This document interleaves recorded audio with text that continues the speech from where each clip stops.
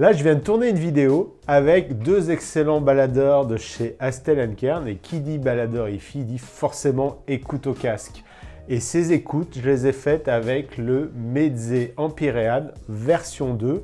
Donc Meze, marque roumaine que vous connaissez certainement parce que depuis de nombreuses années, ils ont pris une part prépondérante dans les casques avec leur fameux Meze 99. Il y a quelque temps, sur la télé d'Eric, sur notre chaîne YouTube, je faisais une vidéo complète sur le Meze 109 Pro, qui était leur premier casque ouvert, vraiment à prix très sympa, parce qu'on a 799 €. Donc là, oui, on monte vraiment en gamme sur l'Empyrean 2. Ce qui est très intéressant avec Meze, c'est qu'ils écoutent vraiment leurs utilisateurs. Et cette version 1, on pouvait lui trouver un côté voilà, trop fun, trop démonstratif, avec un peu trop de grave. Ça manquait de neutralité, il y avait aussi une brillance certaine. Et donc là, cette version 2, eh bien, elle apporte cette très belle neutralité, justesse dans tous les timbres. Et on se retrouve tout de suite après le générique pour en parler.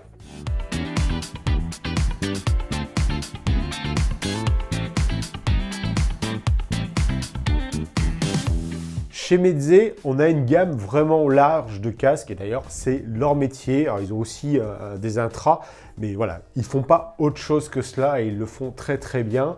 Donc, on va retrouver une gamme sur les casques ouverts. L'Empyrean 2, c'est un casque ouvert qui commence avec le 109 Pro à 799 € et là, juste avant les fêtes de fin d'année, on a vu arriver une déclinaison à un budget encore moindre. On est à 399 € avec le 105 AER.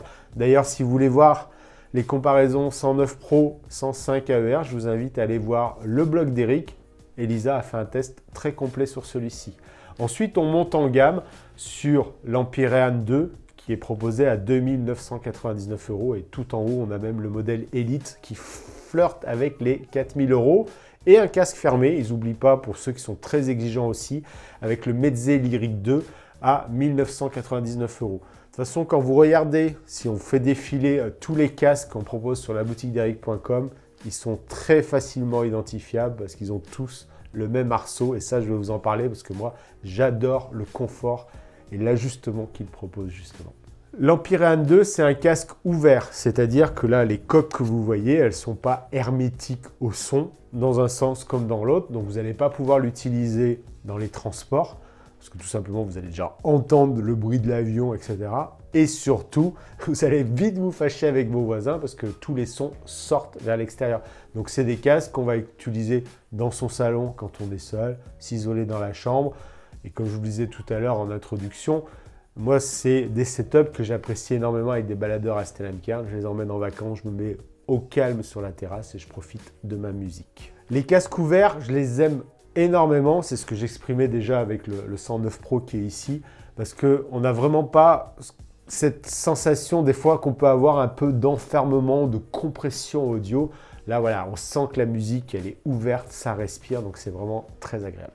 La technologie employée chez Meze sur cet Empyrean 2, ce sont des transducteurs planars magnétiques, donc en opposition ou en différence avec ceux qui sont à cône. Là, Meze est allé travailler avec Rinaro, qui est une entreprise spécialisée sur la technologie planar magnétique. Donc, je vais vous expliquer cela un peu plus dans le détail. Et puis, comme traditionnellement, ce casque, il est conçu, fabriqué, assemblé directement en Roumanie dans les ateliers de chez Meze.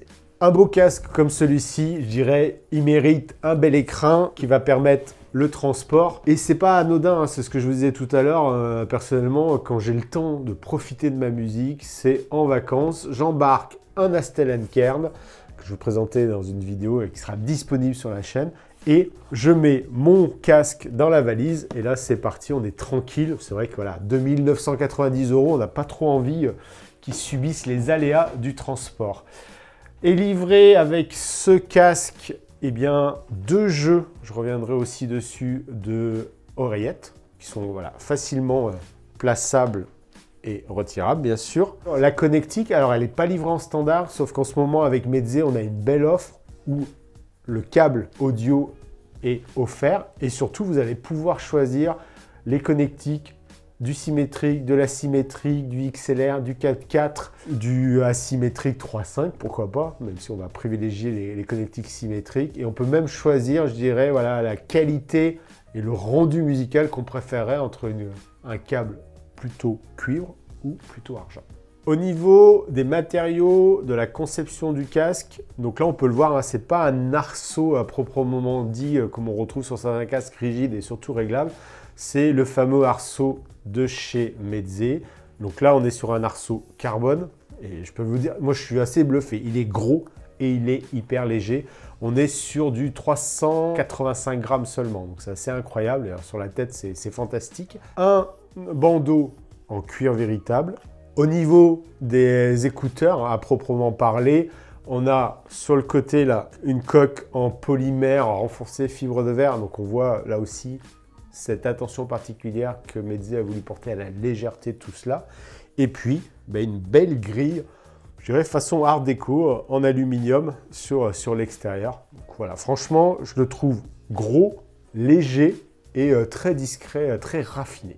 Donc au niveau des coussinets, comme je disais tout à l'heure, il est livré avec 2 jeux de coussinets, à la fois pour le confort et le rendu musical. Celui qui est monté en standard, c'est un hybride en cuir et en alcantara. Mais voilà, on le voit, c'est un système très léger de magnétisme qui permet de les enlever et de les remettre facilement. Et puis le deuxième jeu est exclusivement dans le alcantara. Je reviendrai sur les coussinets parce qu'ils ont un impact pas que sur le confort mais sur le rendu musical. Moi, ce qui me fascine sur ce casque, en fait, c'est sa légèreté, parce que très souvent quand on monte en gamme, franchement, on sent qu'on a un casque sur le crâne. Là, chez Meze, eh bien, comme je disais, du carbone, des transducteurs ultra légers. Et quand je le place sur le crâne immédiatement, il n'y a aucune pression, c'est-à-dire que le bandeau il est parfaitement confortable ici, il n'y a pas de pression sur les côtés. Et puis, détail sur ce casque plus haut de gamme, j'ai la possibilité voilà, d'ajuster parfaitement chacune des oreillettes par rapport à la position du casque sur le crâne. Et là, il a un confort. Moi, j'ai fait des écoutes, je vous disais, voilà, tout le week-end dernier encore avec ce casque. On l'oublie complètement en termes de légèreté, de pression. C'est un vrai bonheur et c'est très très rare dans les casques. Point très important dans un casque qui va contribuer au confort, c'est le crâne et les oreilles. Donc là, les coussinets en alcantara sont vraiment très doux, très confortables, à mémoire de forme. Et moi, ce que j'apprécie énormément, c'est qu'il n'y a aucune gêne au niveau des oreilles. Je vais me mettre dans le bon sens. Hop! Et là, voilà, là, j'ai aucune pression. Je sens même pas que j'ai mis un casque au niveau du mouvement, de la pression sur mes lunettes. Donc, c'est parfait aussi de ce côté-là. Dernier point, si vous avez déjà eu des casques justement qui sont plutôt avec des finitions cuir sur les oreillettes, l'été, franchement, au bout d'un moment, on a chaud, voire on transpire légèrement. Donc là, il y a du cuir, mais il est ici à l'extérieur. Donc là, tout ce qui est en contact avec nous sur les deux paires, c'est que l'alcantara. Je sais que vous aimez beaucoup les chiffres. Là, je vous renvoie dans le détail à notre fiche produit sur la boutique d'eric.com. Donc, technologie à transducteur planaire magnétique. Une impédance nominale, on est sur du 32 ohms, donc c'est même moins qu'un 109.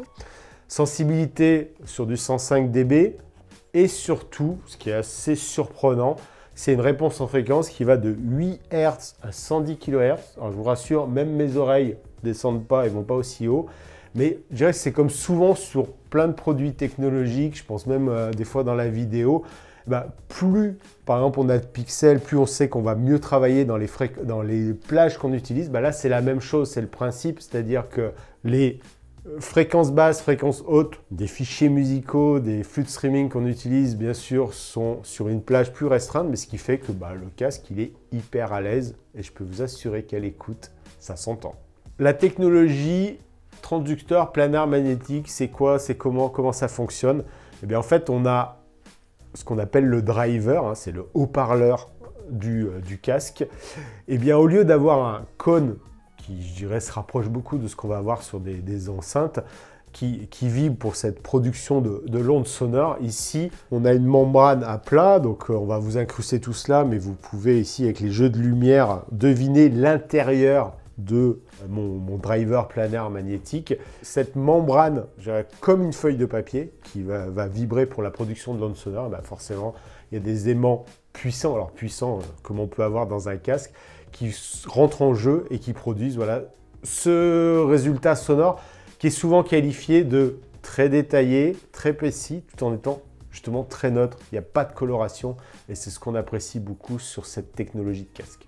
Et essentiel, c'est le bas comme du spectre et le haut du spectre. Ben justement, on va avoir des basses charnues, précises, sans être envahissantes.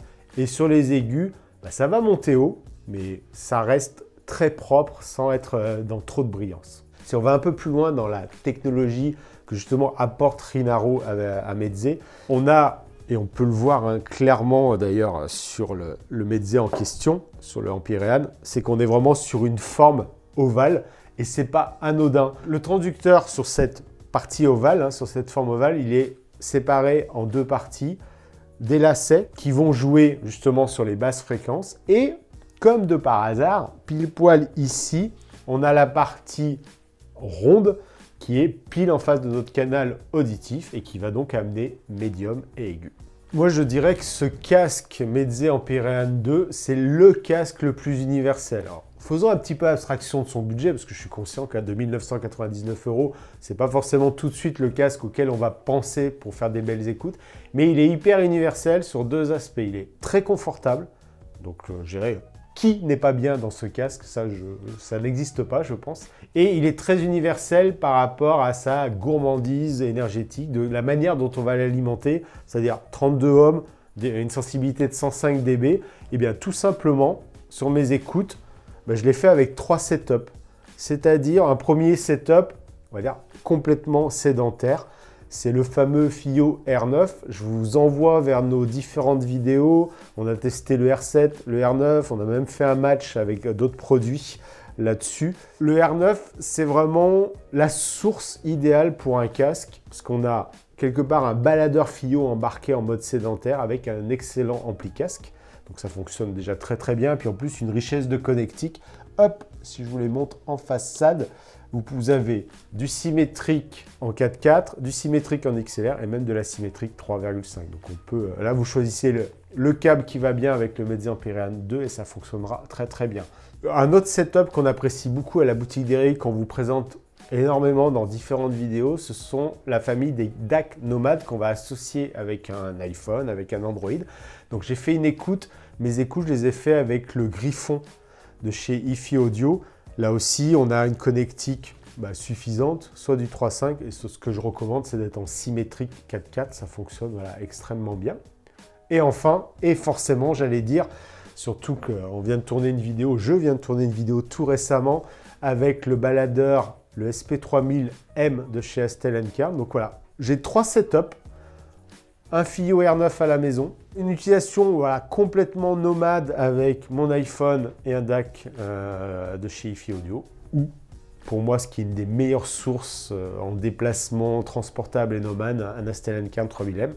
Et là, comme on est sur un casque ouvert, bien sûr, on s'imagine très bien sur une installation purement sédentaire. Vous avez derrière moi le Felix Audio Elise MK2, où là on est vraiment sur l'ampli traditionnel casque à lampe, qui va délivrer un son voilà, généreux, voluptueux, très en musicalité avec un Empyrean 2. Alors avant de parler de mes rendus musicaux, un petit point important sur, parce que je vous disais, on a le choix du casque, donc vous allez me dire, je choisis lequel. Alors bien sûr, vous allez faire le choix en fonction des connectiques que vous avez sur votre source, voire sur votre ampli casque. Ici, nous, on a choisi la version en 4.4, donc un câble symétrique, et la version avec lame en cuivre plaqué argent.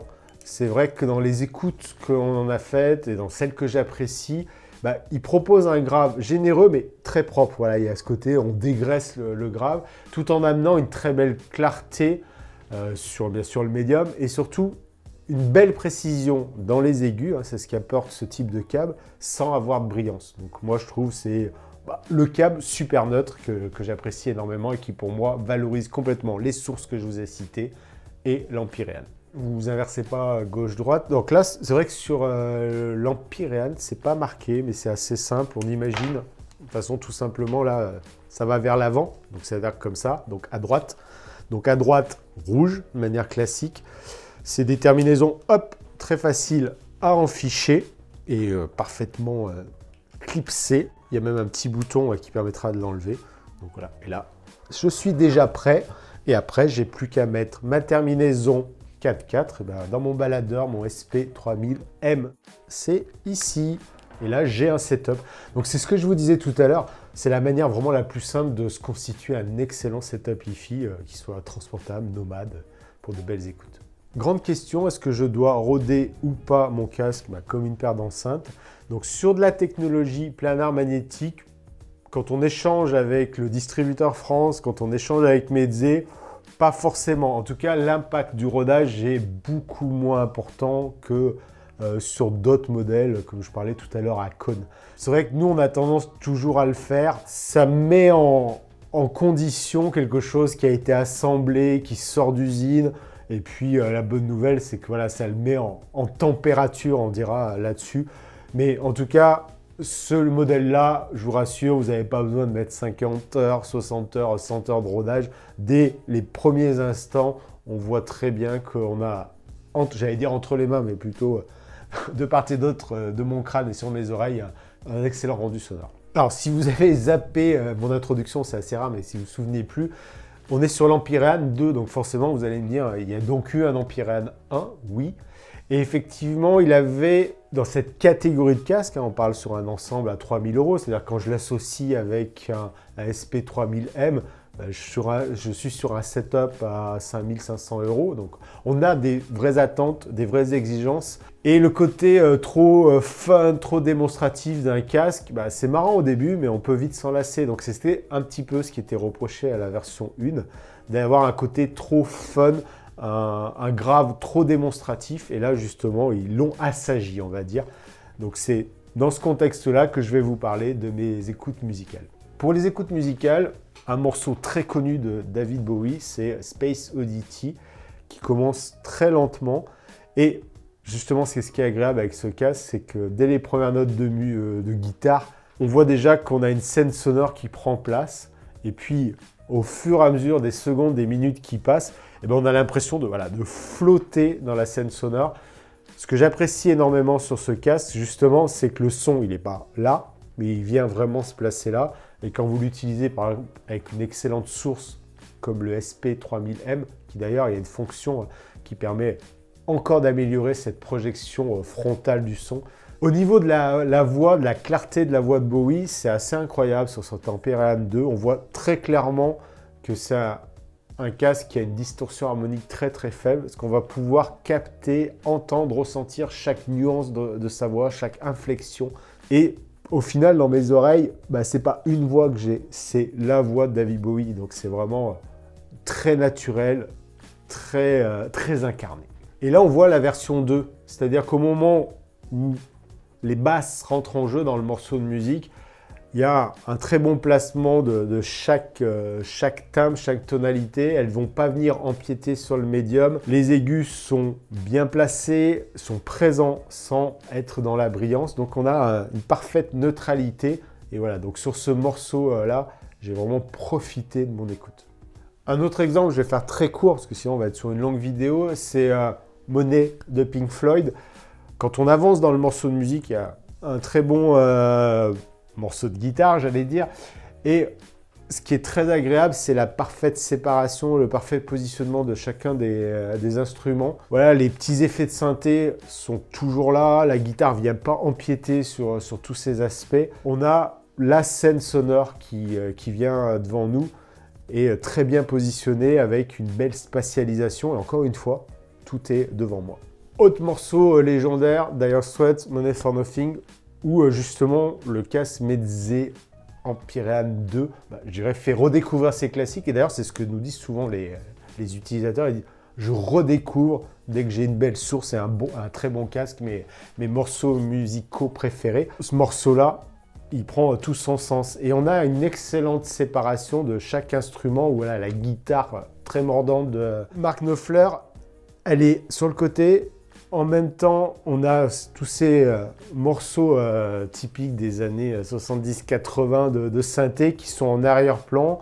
Et là où la basse, la batterie, elle, vient de se positionner au centre.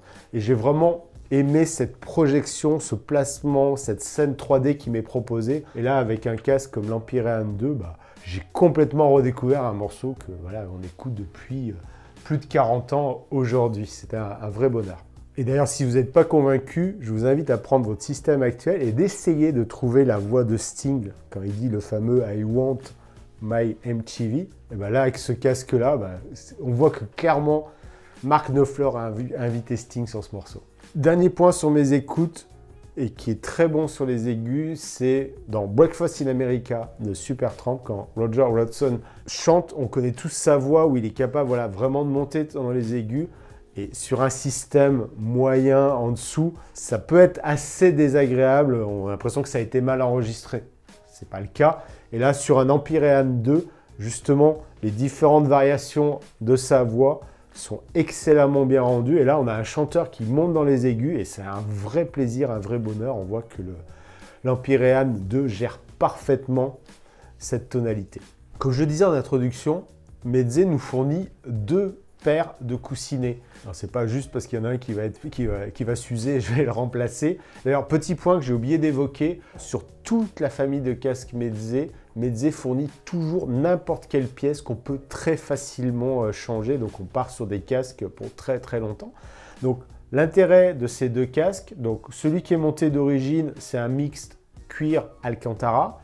Celui que j'ai ici, c'est du 100% Alcantara sur la partie coussinée. Donc très confortable, à mémoire de forme, et il y a un impact sur le rendu sonore. Par exemple, sur la partie cuir Alcantara, on sent qu'on a quelque chose, voilà, ils ont travaillé pour que la balance tonale soit la plus équilibrée, la plus harmonieuse possible, donc ça va marcher pour tout style de musique. Quand on passe sur ceux-là, d'ailleurs, qui sont légèrement inclinés, donc ça travaille sur l'onde sonore, le rendu sonore, j'ai trouvé que pour moi, c'était des coussinets qui étaient parfaitement adaptés à des scènes sonores très amples. Je parlais tout à l'heure de Money for Nothing. On avait une spatialisation encore plus grande. Et sur un autre morceau dont Mélanie vous parle souvent, c'est Bird de Dominique Fils-Aimé. Eh bien, on a un grave qui est justement plus ajusté, plus agréable. Donc c'est vrai que là, ce qui est très bien de la part de Meze, c'est qu'on va pouvoir... C'est super rapide, hein. Vous voyez, hop, j'enlève, je remets. Donc on va pouvoir très facilement changer ses coussinets et trouver un espace musical qu'on préfère, qui est encore meilleur selon ses goûts personnels.